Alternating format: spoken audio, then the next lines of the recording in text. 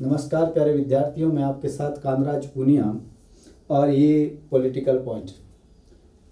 आज बहुत महत्वपूर्ण बात आपसे, ख़ास तौर से जो state eligibility test state government जो राजस्थान सरकार का है, जो एक विश्वविद्यालय करवा रहा है बांसवाड़ा का गुरु गोविंद जनजाति विश्वविद्यालय, उसके बारे में आपसे बात करने आया हूँ। और ये बात करने का मूल टारगेट मेरा यह है कि पिछले कई दिनों से मेरे पास लगातार विद्यार्थियों के फ़ोन आते हैं और कहते हैं साहब समय बहुत कम रहा है और कैसे तैयारी करें, क्या पढ़ें। तो मैं उन्हें एक बहुत सिंपल बात कहता हूँ कि मैंने एक YouTube पे वीडियो डाल रखा है मेरा किताबों से रिलेटेड, आप उसमें से किताबें खरीद लीजिए और पढ़िए। तो मुझे कहते हैं साहब उसमें तो आपने बहुत सारी किताबें बता रखी है, एक एक टॉपिक के लिए 3-3 4-4 किताबें बता रखी है, हम कौन सी किताब पढ़ेंगे। और दूसरी बात, ये किताबें मिलेगी कहाँ पे। ये बहुत साधारण सा सवाल है। पहली बात तो मैं आपको बता दूं, मैंने उसकी 3-4 किताबें क्यों बताता हूं एक टॉपिक की, और बताने के पीछे आधार क्या है। तो एक तो मैं आपको कह दूं कि जो किताबें मैंने पढ़ी है उसी किताब को ही मैं सजेस्ट करता हूं। यदि इससे कोई बेहतर किताब होगी मुझे नहीं पता है। मैंने जो किताबें पढ़ी है पिछले 15 साल के अंदर, जो मैं असिस्टेंट प्रोफेसर बनने के बाद में पढ़ पाया, वो किताबें मैं सजेस्ट करता हूं, क्योंकि मैं देखता हूं इसमें ये विद्यार्थी इन बातों को समझ सकता है।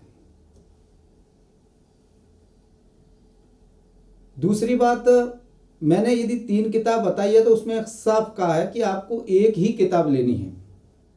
विद्यार्थियों, सफलता का सबसे बड़ा कारण ये नहीं होता कि आप कितनी मेहनत करते हैं। सफलता इस बात से मिलती है कि आपकी मेहनत में कितनी स्मार्टनेस है, आपको कितना पता है कि कितना पढ़ा जाए, कैसे पढ़ा जाए, तब सफलता मिलती है।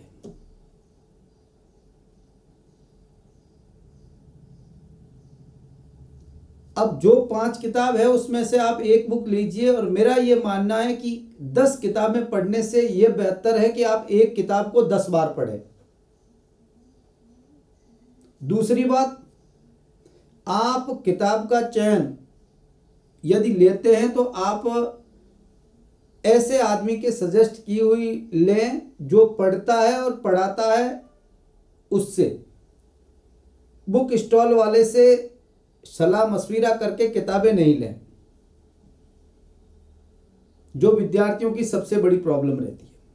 दूसरा, आप बाजार जाएं और कुछ भी राजनीति विज्ञान के नाम से लिखा हुआ है या किसी सब्जेक्ट के नाम से लिखा हुआ, कोई फर्क नहीं पड़ता, आप हर किताब को उठाकर लेकर रवाना नहीं हो जाएं, वो आपके लिए प्रॉब्लम क्रिएट कर सकती है। क्योंकि आज के युग में इतना सारा ऑनलाइन हो गया है कि हर कोई अपने आप को प्रोफेसर ही पेश कर रहा है, चाहे वो प्रोफेसर कैसे बना है कैसा है, उससे फर्क नहीं पड़ रहा है।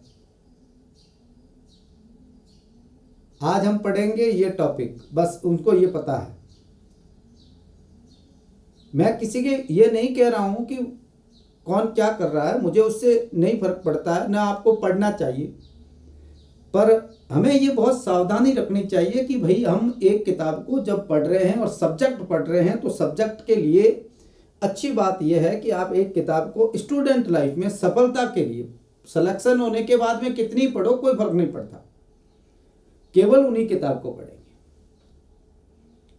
दूसरा, जो आपके आसपास में स्टूडेंट है, हर कोई अपने आप को कहता है, जब कुछ नहीं कर रहा होता है तब कहता है कि मैं असिस्टेंट प्रोफेसर की तैयारी कर रहा हूं। कोई बुरा मानने की बात नहीं है। आपको इसके लिए पहले मेंटली तैयार होना होता है और आपको पहले ये तय करना होता है कि मैं क्या वास्तव में ये तैयारी करने जो जा रहा हूं, इतना टाइम मैं यहां दे पाऊंगा या केवल फॉर्म अप्लाई करना है और ठीक है कोई बात नहीं, देख रहे हैं क्या हो रहा है। तो ये वैसा एग्जाम तो है नहीं। इसमें तो जो कंपटीशन है वो भी अपने स्तर का है और स्टूडेंट है वो भी अपने स्तर के होंगे और उन्हीं के बीच का कंपटीशन है, बाकी का कोई मतलब नहीं है। जो 50% संख्या होती है फॉर्म भरने वालों तो एक तो मैं बहुत साधारण सी बात कहूंगा कि यदि आपने एक किताब नहीं खरीदी, कोई बात नहीं, सेट का एग्जाम 26 तारीख को है, आप अच्छी तरीके से जानते हैं। ये जो आर सेट का एग्जाम है 26 मार्च 2023 को, जो आपका 11 से 2 बजे के बीच में है,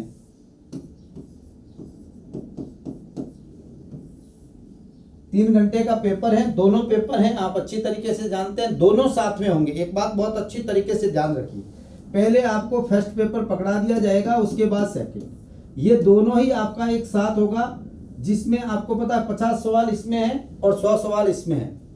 3 घंटे का आपके पास टाइम है, कोई बीच में टाइम बाउंड नहीं है। ऐसा नहीं है कि भाई ये 1 घंटे के बाद हम ले लेंगे, इसके बाद ये दे देंगे, कोई गैप नहीं है। उसके बाद आपको पूरा तीनों ही, दोनों पेपर, एक ये देंगे फिर ये पकड़ा देंगे। 3 घंटे कंटिन्यू बैठना, मेरा कहने का मतलब 3 घंटे आपको कंटिन्यू बैठना है, बीच में गैप है कुछ नहीं है। जितने नंबर्स बैठ रहे हैं उसका 6% ये पास करते हैं। ये यूजीसी नॉर्म्स है, सीधी सी बात है। पेपर का पैटर्न वही होगा। स्टेट पॉलिटिक्स से रिलेटेड मुझे नहीं लगता है कि कोई सवाल इसमें डालेंगे, क्योंकि जो सिलेबस उन्होंने रखा है वो उस हिसाब से रखा है। जो यूजीसी नेट का है वो हूबहू है और उन्हीं मानक्स पर बनेगा, उन्हीं स्टैंडर्ड पर पेपर बनेगा, तो आपको उन्हीं को फॉलो करना है। अब एक बात रही कि जब आप एग्जाम में जाएं तब अपना आई कार्ड साथ में लेकर जाएं। एक तो आई कार्ड लेके जाएं और एक आईडी प्रूफ लेके जाएं। ये दोनों चीजें आप अपने पास में रखें। आईडी प्रूफ आपका ओरिजिनल होना चाहिए। आईडी प्रूफ ओरिजिनल के बिना वैलिड नहीं होता है, चाहे वो आपका आधार कार्ड है, चाहे वो लाइसेंस है, कोई भी है। आप उसे 100% ओरिजिनल अपना पास में रखें। और जाते ही एक बात ध्यान रखें, विद्यार्थी गलती करते हैं, जो बहुत मेहनत करते हैं, वो कई बार जब आप परीक्षा केंद्र में प्रवेश करते हैं 1 घंटे पहले वहां पहुंच जाना। आपको 1.25 घंटे 1.5 घंटे पहले पहुंचना है। 1 घंटे का टाइम है उनका। कोई दबाव फील करने की जरूरत नहीं है। आप कुछ लाने जा रहे हैं, खोने के लिए नहीं जा रहे हैं, ये आप और हम सब जानते हैं। पर ठीक है, भय होना सबको होता है। ऐसा नहीं है आप ये सोच रहे हैं कि मुझे ही इतना डर लग रहा है, मुझे कुछ भी याद नहीं है, मेरे दिमाग में तो कुछ याद ही नहीं है, इतने दिन पढ़ा था एकदम ब्लॉक हो गया। ये सबके साथ होता है। सबका दिमाग ऐसे ही ब्लॉक होता है। सबके दिमाग में ऐसे ही एग्जाम से पहले डर लगता है। एग्जाम से पहले आदमी ऐसे हड़बड़ाहट उसके अंदर होना एक स्वाभाविक क्रिया है, नहीं तो फिर एग्जाम का मतलब ही नहीं होता। इसलिए आपको ये तो डरने की कोई जरूरत नहीं है कि भाई क्या, ठीक है आप जा रहे हैं, डर लगना है, आप ऑल इज वेल, आराम से। और दिमाग डाइवर्ट करने के लिए आप कुछ और तरीका भी अपना सकते हैं। जैसे मान लीजिए वहाँ बैठे हुए हैं, 2 मिनट के लिए आपने कोई क्लिप देख ली, वीडियो पे कोई क्लिप देख ली, जो ऐसी क्लिप है जो मनोरंजक है, आपने वो देख ली, कोई गलत नहीं है ना। इससे आपका दिमाग डाइवर्ट होता है। हो सकता है कोई ऐसा आपका दोस्त है जो बहुत पॉजिटिव है, आपके साथ है, उनसे आप 2 मिनट ऐसे हंसी मजाक में बात कर रहे हैं, एग्जाम से रिलेटेड नहीं है ना। जब सेंटर पर पहुंच जाते हैं तब फिर ये बातें नहीं करें कि अब कैसा होगा, वैसे होगा, तूने क्या किया, तूने कितना पढ़ा, अरे तूने ये किताब पढ़ ली, मैंने तो ये पढ़ी ही नहीं। ये बातें करने की जरूरत नहीं है, क्योंकि खुदा दोनों का है और विश्वास सभी पर करिए। आप तो केवल ये सोच के जाइए, वहां बात करिए कि अच्छा कैसे हैं, बहुत बढ़िया है, ठीक है। कोई पुरानी आपकी बात याद आ रही है 10वीं 12वीं की, तो वो याद करिए। ऐसे रहिए। हाँ, नॉर्मल होने की एक कोशिश है। ये नॉर्मल आप हो जाओगे, मैं ये बात नहीं कह रहा हूं, पर नॉर्मल होने की एक कोशिश है कि आपको ये कोशिश करनी चाहिए। दूसरा, एग्जाम सेंटर पर जाते वक्त एक ध्यान और रखें कि किसी से भी पंगा लेने की जरूरत नहीं है, आड़ा तिरछा बोलने की जरूरत नहीं है। एग्जाम सेंटर के गेट पर खड़ा आपको यदि कोई चेक कर रहा है तो उससे अड़ने की जरूरत नहीं। वो कह रहा ओरिजिनल कहाँ है, ये साफ नहीं है फोटो, तो आपको बोलने की जरूरत नहीं। कोई बात नहीं, वो आदमी 1000 स्टूडेंट को अंदर कर रहा है और वो स्टूडेंट, हर स्टूडेंट से हो सकता है उसका मूड अपने तरीके का, उनको तो परीक्षा देनी नहीं है, मगर आपको वहां पर अपने मूड को चेंज नहीं करना है। आप सामने बोलोगे वो बोल देंगे, और वो बोल दिया आपका दिमाग खराब होगा। कैसे लोग हैं, कैसे लोग खड़े कर दिए गए गेट पर। अरे भाई, आपके पास तो ये मौका कितने साल से आया है और कितना महत्वपूर्ण मौका है आपके लिए, इसलिए चुपचाप आप आईडी फोटो। जी सर, बहुत सॉफ्ट रहिए, बहुत सॉफ्ट रहिए। जब आप क्लास आपने हॉल में प्रवेश करें जहां परीक्षा है, ऑफलाइन है, आप अच्छी तरीके से जानते हैं, OMR सीट पर होगी, पेन लेके जाना है, पारदर्शी पेन होना चाहिए, साफ सुथरा पेन होना चाहिए आपका। ये बातें बहुत जरूरी चीजें हैं। कोई भी आपको ये नहीं कहे कि ये क्या है। कपड़े पहन के जाएं तो आप जितने छोटे हो, जैसे टी शर्ट पहन लिया आपने ऊपर या नीचे, मान लीजिए पैंट पहन लिया, तो एकदम यूं ऐसा नहीं है कि वो एक जम्बूरे टाइप की पहन के चले जाओ जिसमें 10 15 20 जेबें हो। ऐसा मत पहन के जाइए, क्योंकि चेक करने वाला आदमी भी यदि बीच में गुनगुनाता है ना, तो भी आपके दिमाग पर असर पड़ता है, मेरा ये मानना है। इसलिए आप बहुत ही सॉफ्ट रहें, बहुत साधारण रहें, बहुत सिंपल रहें, और किसी से भी पंगा लेने की कोशिश नहीं करें। एक ऐसे स्टूडेंट की तरह जाएं कि किसी के आपके व्यवहार को देखकर किसी के दिल से ये दुआ निकले कि वास्तव में कितना सीधा स्टूडेंट है, कि मैंने ये कह दिया फिर भी ये देखो कितने सिंपल से एग्जाम देने जा रहा है, और ये है, ये इसको कहते हैं सीरियस स्टूडेंट। ऐसा उसके दिमाग में विचार आ जाएगा, दुआ मिल जाएगी। इससे कोई फर्क नहीं पड़ता है, मगर यह है कि फर्क हमारे दिमाग पर पड़ता है। जो माहौल है ना, वो माहौल बहुत महत्वपूर्ण होता है, और इस टाइम ये ध्यान रखना जरूरी है। दूसरी बात, अभी आपके पास 5 दिन है। आप 5 दिन क्या करें, जो आपने पढ़ा है उसका रिवीजन करें। और एक बात मैं बहुत इंपॉर्टेंट कहना चाह रहा हूं आपको, जो पुराने पेपर है यूजीसी नेट के, बहुत होता है 5-6 दिन टाइम, ऐसी बात नहीं है, जो है वही बहुत करना पड़ेगा। तो आप यूजीसी नेट के जो पुराने पेपर हैं मिल जाते हैं, क्रॉनिकल वगैरह भी मेरे ख्याल से छापती होगी, एक उसका एक और आता है मेरे ख्याल से, अरियंत के पेपर्स भी आती है, एक पुराने पेपर है सॉलिड पेपर जिसके अंदर नीचे व्याख्या कर रखी हो, वो पेपर आप एक बार अब देख लें। अब इस टाइम 2012 से लगाकर या 14 से लगाकर 22 तक के मेरे ख्याल से अभी मिल जाते हैं, तो वो देख लीजिए, एक एक करके आराम से मन लगा के नीचे जो व्याख्या की हुई है वो आराम से पढ़ते जाइए। तो आप में अपना कॉन्फिडेंस लेवल भी बढ़ेगा। और खास बात यह है कि विद्यार्थियों, पेपर वहीं से ही कुछ रिपीट होता है। रिपीट का मतलब हूबहू पेपर सवाल नहीं होते हैं, मगर जैसे समुदायवाद की विशेषताएं हैं तो उसमें मान लीजिए 1-2 विशेषता हो गई, या कोई विचारक है तो उससे रिलेटेड हो गई, कौन समुदायवादी है, कौन सा नहीं है, कौन व्यक्तिवादी हैं, कौन समाजवादी हैं, है ना। ये बहुत सिंपल चीज़ें हैं, वो एक बार आपके दिमाग में आ जाते हैं, अच्छा ये समाजवादी नहीं है, अच्छा ये ऐसा है ना। टेलर जो है वो समुदायवादी हैं, है ना। सोशल थीसिस की थियोरी किसकी है, टेलर की है। ऐसे आपको छोटी छोटी बातें क्या है कि आपके दिमाग में सेट हो जाती है, और वो यदि आपके दिमाग में आ जाती है तो फिर आपका एग्जाम के अंदर बहुत फायदा होता है। मैं आपको बताऊं, पहले की पढ़ी हुई चीजें उस समय काम करती है और आपको बहुत फायदा होगा। इसलिए अभी तो आपको केवल उसी पर टारगेट करना चाहिए। पुराने पेपर देखिए और अपने आप को मस्त रखिए। दूसरा, जो लोग तैयारी नहीं कर पाए या मान लीजिए उनको अपेक्षा ही नहीं है कि मैं क्यों जाऊं एग्जाम देने, जाना चाहिए, एग्जाम देना चाहिए। क्योंकि जो काम ऑब्जेक्टिवली होना है वो ऑब्जेक्टिवली होना चाहिए। आप खुद उसके बारे में फैसला नहीं लें। कई बार भाग्य का सिकंदर अपने तरीके से काम कर जाता है, इसलिए एग्जाम आपको देना ही देना चाहिए। पर इसलिए नहीं कि नकल हो जाएगी, पेपर सेट हो जाएगा, वैसे ऐसे कभी मत करिए जिंदगी में।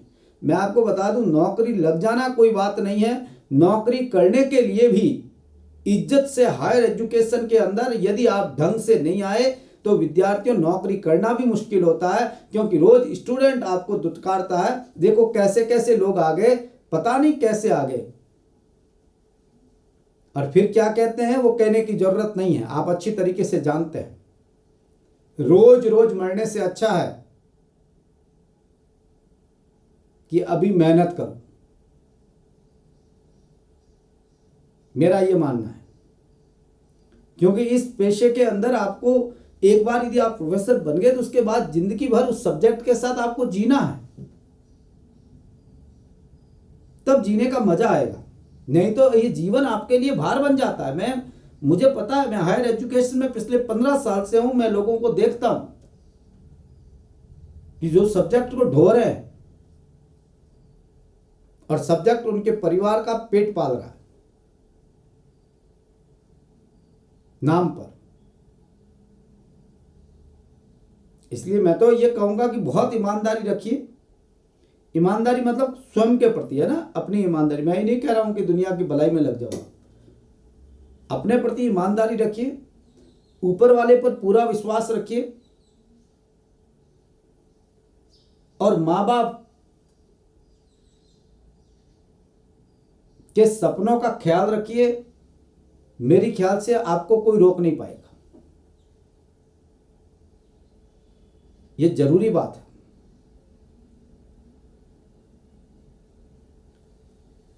अब एग्जाम के बाद क्या करें? एग्जाम खत्म हो गया, पेपर आदमी का स्वाभाविक क्रिया है, उस दिन वो डिस्कस करेगा। दूसरे दिन अपनी तैयारी में जुट जाइए, क्योंकि नेट और सेट करने से कोई प्रोफेसर नहीं बनता है। प्रोफेसर बनने के लिए एक अलग उसी तरह का एग्जाम पास करना पड़ता है जो मेरिट से होता है। 6% पास उसमें नहीं करते।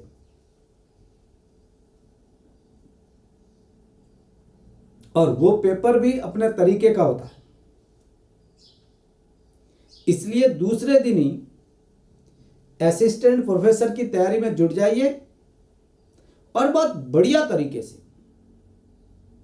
यहां ध्यान रखिए, मैंने कई बार लोगों को यह देखा है कि लोग कहते हैं कि साहब नेट सेट की तैयारी कर रहा हूं, असिस्टेंट प्रोफेसर की बाद में करूंगा। मुझे यह समझ में नहीं आ रहा है कि दोनों में फर्क क्या है। जो आपको तैयारी असिस्टेंट प्रोफेसर की करनी चाहिए, नेट सेट तो हो जाती है भाई, वो तो उसका एक नॉर्मल हिस्सा है, पात्रता है। वो तो आप जब तैयारी करोगे तो वो पात्रता तो आपको ऐसे ही मिल जाएगी। उसके लिए कोई अलग से आपको ऐसे सोचने की जरूरत नहीं है कि एक दोनों को अलग अलग बनाकर ये अलग हैं ये अलग हैं, ऐसा कुछ नहीं है। दोनों एक ही चीज है। इसलिए बढ़िया से असिस्टेंट प्रोफेसर की तैयारी में जुट जाइए।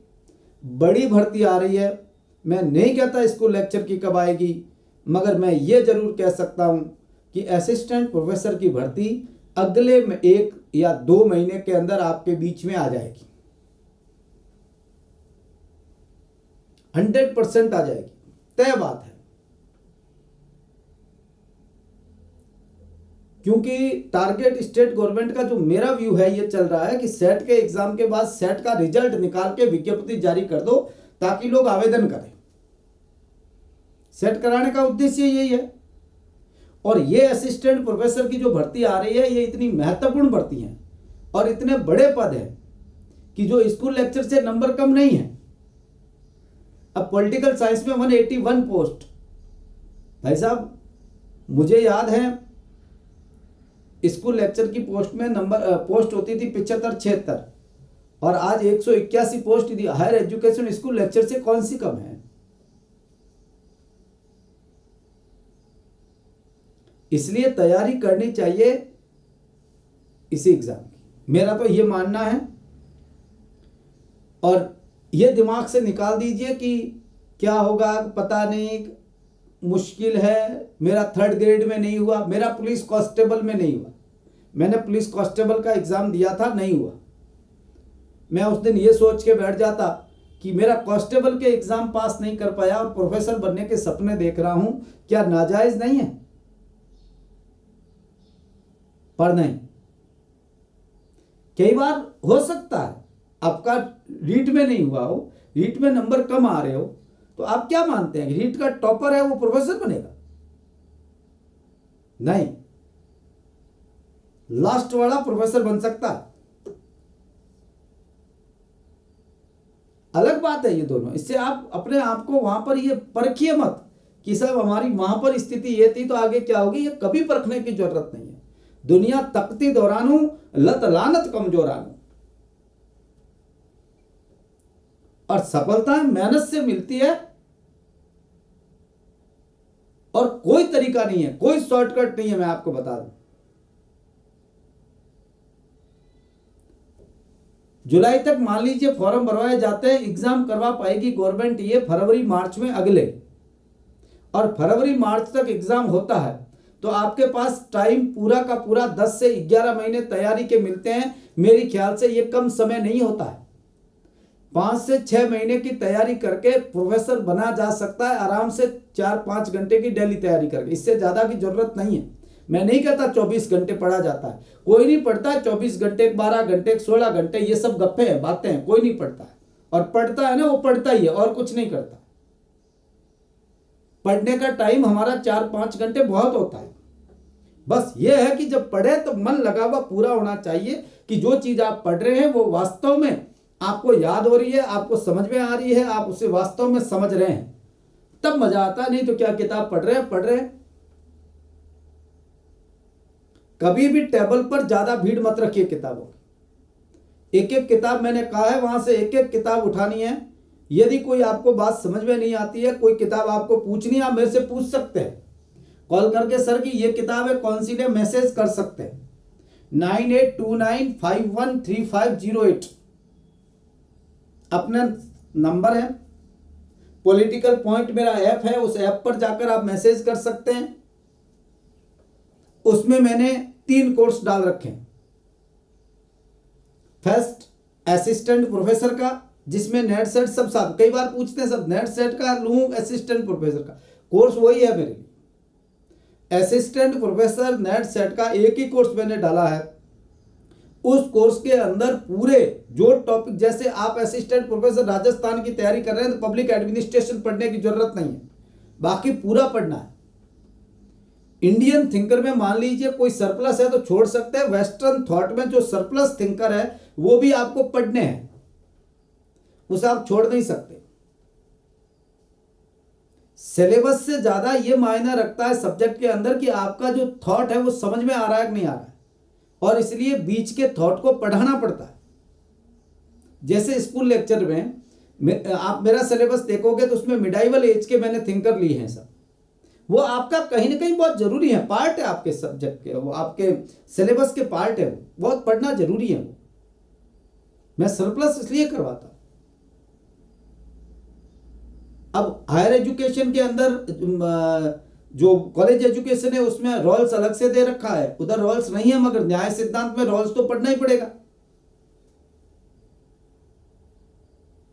तो ये चीजें बहुत जरूरी बातें हैं, आपको अच्छी तरीके से इनको ध्यान में रखना है और सरप्लस थिंकर को भी पढ़ना है। मगर यहाँ ये ध्यान रखने की बात है, मैं बहुत अच्छी बात आपसे कहने जा रहा हूं, आपको इस बात का ध्यान रखिए जो गड़बड़ स्टूडेंट करता है। मेरे ऐप पर जैसे वेस्टर्न थॉट के हाथ से लिखे हुए नोट्स डाल रखे हैं मैंने, और इंडियन थिंकर के मैंने प्रिंटेड नोट्स डाल रखे हैं, टाइप करवा कर उसको डाल रखा, ताकि विद्यार्थियों को सुविधा रहे। आगे जो नोट्स आएंगे मेरे सब्जेक्ट में वो टोटली प्रिंटेड आएंगे। मैं प्रिंट पर आप खुद करवा रहा हूं, और उसमें एक ध्यान रखना है, पहले प्रिंट आप निकाल दें। अब प्रिंट आप पहले निकाल कर उसको देखेंगे तो मैं आपको बता दूं, जैसे ये पेज है, इस पेज पे चल रहा है तो ये लाइन यूं चल रही है ना, तो इस पेज पे मान लीजिए वीडियो नंबर 1 है, तो वो आपको दिखेगा कि वीडियो नंबर 1 में जो बात मैं कर रहा हूं वैसे चल रही है क्लास। नोट्स मैंने कॉपी नहीं किए हैं, कहीं दुकानदारी नहीं चला रहा हूं मैं लोगों की तरह वैसे नकल करके दूसरे का प्रिंट आगे इधर से कॉपी कर लो इधर से डाल दो, ये धंधा मेरा नहीं है। मेरा काम यह है कि यहां जैसे मेरा वीडियो चल रहा है तो आप देखोगे उसमें क्लास भी वैसे ही चलेगी। यानी आप यदि वीडियो नंबर 1 देख रहे हैं तो 1 नंबर की आपको अपने सामने प्रिंट रखिए। आपको लिखने में यदि कुछ अपडेट करना है, मान लीजिए कोई एक आध बात है जो आपको लगता है कि सर ने नहीं लिखी नोट्स में, तो लिख सकते हैं। पूरी तारतम्यता के साथ लिखे हुए हैं, आप देख सकते हैं उसके अंदर जाकर, तो वो आप अपने सामने रखकर फिर पढ़ें, तब पढ़ने का मजा आएगा। मुझे कई स्टूडेंट कहते हैं साहब आप बहुत बोलते हो, इतना सारा तो नहीं लिखाते। अरे भाई, जब आप समझा रहे हैं तो समझाने में जितना आप, इतना कुछ थोड़ा ही लिखा जा सकता है, और जो आपको पढ़ना है वो मैं आपको लिख चुका हूं। अब उसको आपके समझने के लिए मेरी क्लास के साथ देख लीजिए। ऐसे नोट्स काम के नहीं है, वो है ना, ध्यान रखना। कोई कॉपी करके कहे कि मैं कॉपी करके मैं ले जाता हूं, इसको इधर से मैं कर देता हूं, कोई काम के नहीं आएंगे उसके, क्योंकि वो वीडियो के हिसाब से बनाए हुए नोट्स हैं। जो ऑनलाइन क्लास देखता हुआ पढ़ेगा उसी को ही वो बात समझ में आएगी, दूसरे के समझने की वो बात उसमें है नहीं। इसलिए मैं तो एक बात कहता हूं कि आप पढ़ते समय ध्यान रखें कैसे पढ़ना है। नोट्स सामने रखें फिर पढ़ना शुरू करें, मजा आएगा आपको। कई लोग क्या करते हैं, नोट्स पढ़ लेते हैं फिर पढ़ते हैं। नहीं नहीं, नोट्स पहले पढ़ोगे तो आपको लगेगा कि यार इतनी सारी बातें कैसे, कोई बात आपको समझ में भी हो सकता नहीं आए नोट्स में लिखी हुई। तो आपको नोट्स के साथ वीडियो देखने हैं, तब आपको बातें समझ में आएगी कि हाँ ये बात क्या कह रहे हैं और इसका मतलब क्या है, इसकी इंपॉर्टेंस कितनी है। और फिर आप उसमें, यदि आपको कोई चीज़ बहुत इंपॉर्टेंट लगती है मेरी क्लास में कि मैं कहता हूँ ये इंपॉर्टेंट है, इसको ध्यान रखना है, तो उसको आप लाइन कर दीजिए, अंडरलाइन कर लीजिए, ओवरलाइन कर लीजिए, जो आप करना चाहते हो वो कर लीजिए। आपको बात समझ में आ जाएगी, वो आपका नोट्स बन जाएगा अच्छी तरीके से, और उसी को आप पढ़िए। मैं तो आपको एक बात कहता हूं, यदि आप पॉलिटिकल पॉइंट से जुड़ते हैं, कोई किताब पढ़ने की जरूरत नहीं। मैं दावा करता हूं आपसे कि आप कह दें कि सर इस किताब में जो मैटर आपको कोई पढ़ी है कि इसमें ये बात लिखी हुई है जो आपने नहीं समझाई, मेरे ख्याल से मैंने कोशिश की। देखो मैं कोई खुदा नहीं हूं, पैगंबर की औलाद नहीं हूं, पर मैंने ये पूरी कोशिश की है कि स्टूडेंट तक एक ऐसा मैटर पहुंच जाए जो स्टूडेंट भटकता हुआ जहां खोज रहा है उसे कहीं खोजने की जरूरत नहीं पड़े, 10-12 किताबें पढ़ने की जरूरत नहीं पड़े, और वो वहां सब मिल जाए जो एक जगह वो पढ़े और केवल उसी को टारगेट करे, उसी जगह मन लगाए और केवल वही टिका रहे। हाँ, स्टार्ट में मेरी बात पर विश्वास नहीं हो तो आप देख सकते हैं, एक थिंकर देख लिया और देखने के बाद में आप दूसरी जगह कहीं ढूंढ लीजिए, आपको देखते हैं कि वास्तव में यहां से तो ये ठीक है, तो फिर क्यों किताबों में टाइम पास करें। क्योंकि मैं नोट्स भी दे रहा हूं और मैं आपको ऑनलाइन क्लास भी दे रहा हूं, वीडियो भी दे रहा हूं। ये बहुत, मैं इसलिए ये बात कर रहा हूं, मुझे ये कई बार कॉल करके पूछते हैं सर ये और किताब की जरूरत पड़ेगी, कैसे पढ़ें, मैं अभी नोट्स पढ़ रहा हूं फिर मैंने वीडियो देखूंगा। ऐसी बातें बहुत स्टूडेंट कहते हैं। मुझे ऐसा लगता है कि जो मैं कोशिश कर रहा हूं या तो वो बात हमारी वहां तक नहीं पहुंच पा रही। मैं ठीक है ऑनलाइन नया हूं, पर 15 साल का पॉलिटिकल साइंस पढ़ने और पढ़ाने का अनुभव है मेरे पास। मैं मार्केट की दुकानदारियों के विरुद्ध में आया हूं, जो ये कुकुर मुत्तों की तरह खड़े हो गए ना, हर कोई खड़ा होकर कह रहा है मैं पढ़ा रहा हूं, खुद को कुछ पता ही नहीं है। मैं ये चाह रहा हूं स्टूडेंट के साथ नुकसान नहीं हो, धोखा नहीं हो। स्कूल एजुकेशन के पिछले परीक्षा के अंदर जो विद्यार्थियों को धोखा हुआ, मेरे पास फोन आते हैं, हजारों स्टूडेंट कहते हैं साहब रुला दिया इन लोगों ने। मैं किसी का नाम नहीं लेना चाहता, पर देखो अब क्या कर सकते। कई लोगों ने तो ये सोचा कि पेपर ही यही बनता होगा। मुझे कई कहते हैं साहब पेपर भी, हमने तो ये सोचा पेपर वही बनता होगा। अरे भाई मानता हूं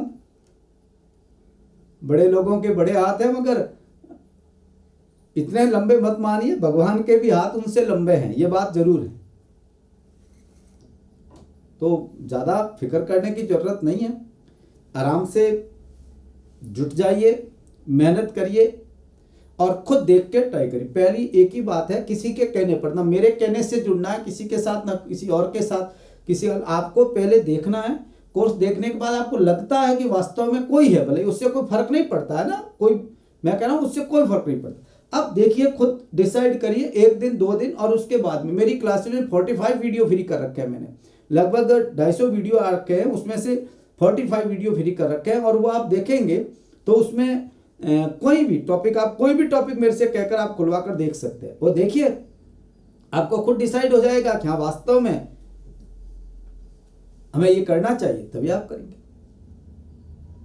देखकर, खुद देखकर डिसाइड करिए मुझे किसका कोर्स लेना है, किसी के कहने पर नहीं, किसी के कहने पर नहीं। भले मैं कह रहा हूं, आपको कोई कह रहा है, आपका सगा भाई कह रहा है, आप कहिए मैं देखूंगा, मुझे समझ में आएगी, बात करूंगा, फिर देखूंगा, क्या फर्क पड़ता है। बाजार के अंदर यदि ग्लोबलाइजेशन का टाइम है, आज इस टेक्नोलॉजी के युग में आप देखिए, परखिए, तोलिए, फिर लीजिए, नो प्रॉब्लम। नहीं तो फिर क्या मतलब है, लीक लीक गाड़ी चले, लीक ही चले कपूत, ये तीनों उल्टे चले, शायर सिंह सपूत। वह सब ले रहे हैं, चलो ये इधर जा रहे हैं, सब इधर चलो। लोग कह रहे हैं कांद्रा जी बढ़िया पढ़ा रहे हैं, सहसा सब बढ़िया पढ़ा रहे हैं, कोई जरूरत नहीं बढ़िया पढ़ा। आपको बात समझ में आ रही है कि नहीं आ रही, बात कह रहा है वो वास्तव में लॉजिकल है कि नहीं है, समझाने का तरीका बेहतर है कि नहीं है, ये बहुत जरूरी है। दूसरा, मुझे कई कहते हैं साहब कोर्स कब तक पूरा होगा, एग्जाम आ जाएगा तो पहले क्या होगा। अब एग्जाम, आप तो क्या है, फोन कर रहे थे मेरे को जनवरी फरवरी में, तब भी कह रहे थे साहब भर्ती तो निकल गई, अभी तक है नहीं। मैं आपको एक बात कह चुका हूं कि जुलाई लास्ट तक ये कोर्स पूरा होगा। ऐसे मैंने पहले जो टाइम लिया है वो आपको पता है, मैंने अक्टूबर नवंबर तक ले रखा है, कह रखा है भी यहां तक पूरा कराऊंगा। मगर मुझे अभी लगता है कि आगे छुट्टियां आ रही है और इसमें मैं देख लूंगा, लगभग जुलाई लास्ट तक, हो सकता है अगस्त का 1 आध वीक हो जाए, मेरी इसमें कोई ऐसा नहीं, आप ये मत लीजिए, मगर जुलाई लास्ट तक यदि इस नॉर्मल टाइम के अंदर मैं पूरा करवा दूंगा। यदि इससे पहले एग्जाम की बात है, मान लीजिए एग्जाम की डेट आ गई 30 जून, आप क्या करोगे, फिर उसी हिसाब से मुझे स्पीड लेके कोर्स करवाना होगा, मगर करवाना ही होगा। और नॉर्मल जैसे चल रहा है वैसे चलेगा तो जुलाई लास्ट या अगस्त फर्स्ट वीक तक आराम से हो जाएगा, कोई प्रॉब्लम नहीं है। और उसके बाद मैं आपको कह रहा हूं एग्जाम जो होने हैं वो मेरा ये मानना है, मैं कोई आगे नहीं, फरवरी मार्च में होने की संभावना है, मुझे ज्यादा लगती है मार्च अप्रैल में, उस टाइम वही मुझे ठीक लग रहा है। यदि मैं डिसाइड करने वाला होता तो ऐसे होता, ये सोच रहा हूं मैं ना, मैं नहीं कह रहा हूं, मैं कोई, मुझे गारंटी नहीं है कि हो उस समय, नहीं हो, नहीं होता आपको, आप कह रहे थे वही नहीं, ये मेरे कुछ कह नहीं रहा, पर यह है कि यदि होते हैं, जैसा माहौल चल रहा है वैसे हिसाब से, और यदि पॉलिटिकल इंटरेस्ट देखें तो भी वहां ठीक सेट हो रहा है, तो हो सकता है, तो बढ़िया है, आपके पास टाइम पूरा मिलेगा। और रोज की 2 क्लास आराम से देखिए, बढ़िया से तैयारी करके देखिए, रिपीट वापस रिवीजन करिए, कई चीज़ों को आपको लगता है कि इसको कैसे हुआ वो देखते रहिए और जमकर तैयारी करो। विद्यार्थियों, मैं आपसे कह रहा हूँ ये मौके ज़िंदगी में बार बार नहीं मिलते। और मेरा कहना है कि इस धरती पर यदि कोई भगवान ने जन्नत से, यदि आप मानते हैं कि ऐसा है, तो नहीं मानते तो ऐसा कुछ नहीं, मानते हैं कि जन्नत से यदि ऐसे लोग जो वास्तव में ऊपर से इस भेज दिए मृत्यु लोक में, और भगवान को लगा कि ये लोग तो यहाँ रहने चाहिए थे और वो मृत्यु लोक में चले गए, अब उनके लिए कुछ ऐसी व्यवस्था करो जिससे उनको वहाँ जन्नत की फैसिलिटी मिले, बढ़िया से आराम से वो वहाँ रहे। तो भगवान ने ऊपर से एक पोस्ट क्रिएट की जिसका नाम असिस्टेंट प्रोफेसर है। अब आप बाकी सब चीजें समझ गए। 2 घंटे पढ़ाओ, ईमानदारी से पढ़ाओ, आपकी मोरल ड्यूटी है ये, कोई आपके ऊपर ऐसा नहीं, आराम से मस्ती से जाओ, बच्चों से बातें करो, बच्चे बहुत मैच्योर, पढ़ा के और आके खुशी से बैठो घर पे, परिवार बच्चों के साथ में टाइम दो और समाज के प्रति, देश राज्य के प्रति पॉजिटिव बात करो और मस्त रहो। मेरे ख्याल से इससे बेहतर सर्विस कोई हो ही नहीं सकती। भले आप चीफ सेक्रेटरी बन जाओ, लफड़ा बहुत है, नो लफड़ा। इसलिए जो लोग चीफ सेक्रेटरी तक ऊपर बैठते हैं ना, उनको भी कई बार लगता है कि ये ऐसे लोग हैं जो इस धरती पर भी स्वर्ग का मजा ले रहे हैं। तो आप पोस्ट की अहमियत को समझिए, कितनी इंपॉर्टेंट ये चीज है। तो आप, मैं ये नहीं कह रहा हूं, आपने देखा होगा बहुत सारे लोग अपनी पद से संतुष्ट नहीं होते, वो कहते हैं कहाँ ये ठीक नहीं है, वो करते हैं। पर देखो, मुझे नहीं लगा, सबको लगता है जो इस पोस्ट पर है, वास्तव में इससे बेहतर लाइफ कहीं नहीं है। धन दौलत रुपया पैसा लोभ लालच, वो तो देखो कौन सा अंबानी के पास बहुत है, कौन सा शांत बैठा हुआ है। मगर एक जिंदगी जो है वो जीने और जीने के अवसर सोसाइटी में और आप अपने लिए, अपने फैमिली के लिए, बच्चों के लिए, समाज देश के लिए जो टाइम दे पाते हैं वो यहीं मिलता है और कहीं नहीं मिलता। इसलिए बढ़िया से तैयारी करो।